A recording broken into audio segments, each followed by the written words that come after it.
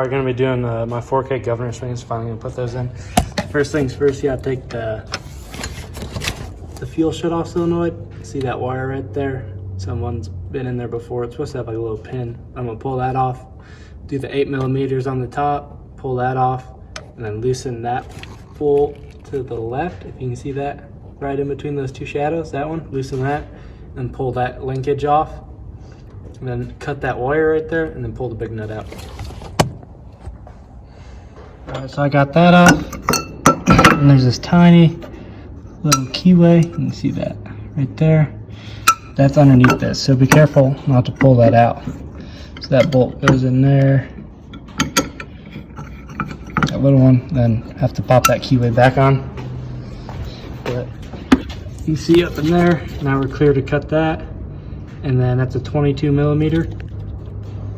I don't have a 22mm. I probably have a standard that big, so we're gonna figure out what that is after I cut that. I got that cap off. And I use a 7/8, so if you don't have,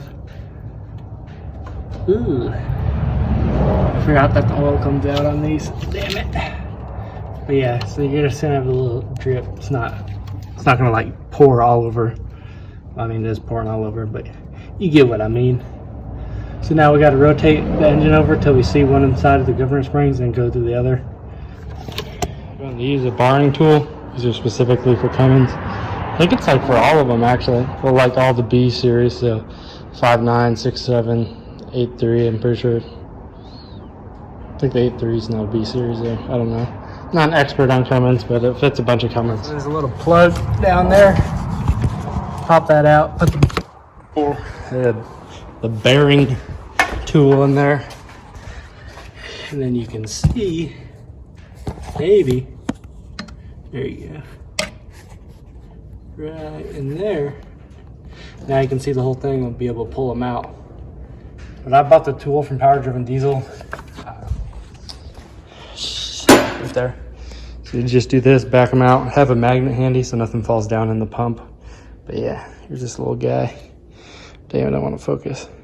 So I used the magnet again, just to screw that on. Then you go 3 clicks. You'll feel like a click in it each time. Do those 3 clicks, then you'll be good to go. Show you the difference between. So here's all the shit you got to pull out. You reuse the top retainer. This is also in there, so make sure you get all this shit, all the shims, all that. Leave the shims on the big spring, and you leave the big spring in.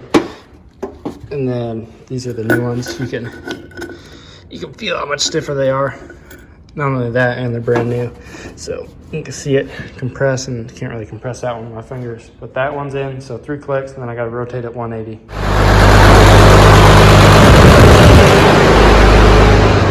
It's idling a little high right now. It's at about 1,050. It was at like 950, so it's up like 1,000.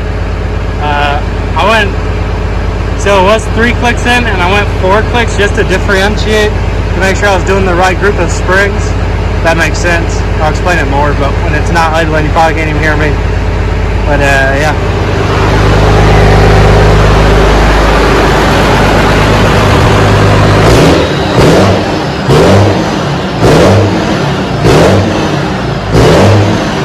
So I turned my fuel screw back up. I think I did it in another video. Talked about that, but I turned, or the star wheel, whatever the fuck you want to call it, fuel screws for like VE pumps. That's what they call them, or no. But yeah, I got the 2 bolts tightened back up to hold the fuel shut off solenoid, and then the pin back in, that 7/8, I tightened that up, just hand tight. I don't know what the torque is supposed to be. That little one, make sure you don't knock the keyway off in it. I rocked it back and forth a little bit just to make sure it's sitting on that keyway. Tighten up that bolt, and then what else? Yeah, just start it up. Like I was saying earlier, well,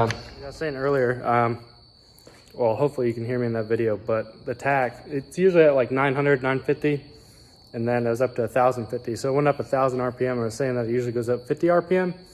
So that's way more than it should have.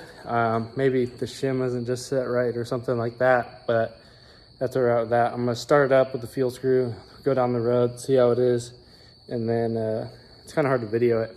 I have a GoPro, but I need to get it out and actually use the thing instead of always doing this, but I mean, I don't know where I'd mount it, so probably be about the same. But yeah, so that's where we're at with that. I'll start it up again and rev it up and see how much fuel comes out. You know, fuel's cheap these days, so.